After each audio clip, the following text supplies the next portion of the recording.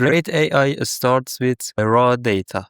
We manually curated gigabytes of unstructured breast cancer MRIs and pathology slides along with clinical and genomic data.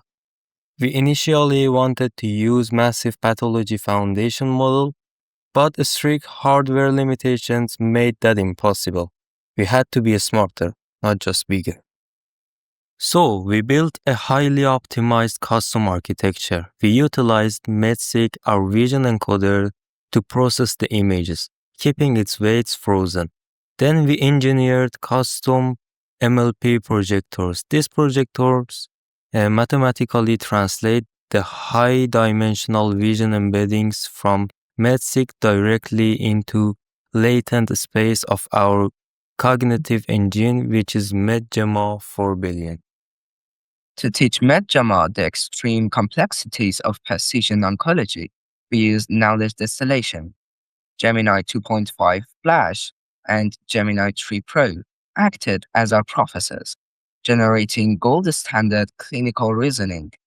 MedGemma, the student, was fine-tuned to perfectly absorb and replicate that exact logic.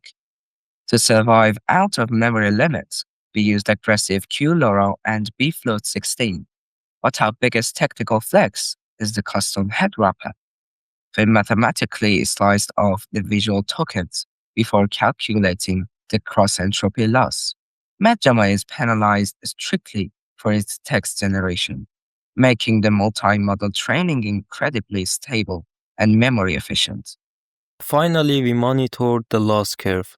The moment we saw the model perfectly fit the clinical data, reaching a stable convergence without overfitting, we dynamically halted the training.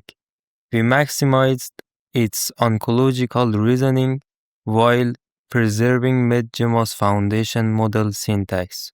Overcoming hardware limits with custom architecture, MedSig vision, MedGemma logic, pure knowledge distillation, this is how we trained OncoGemma.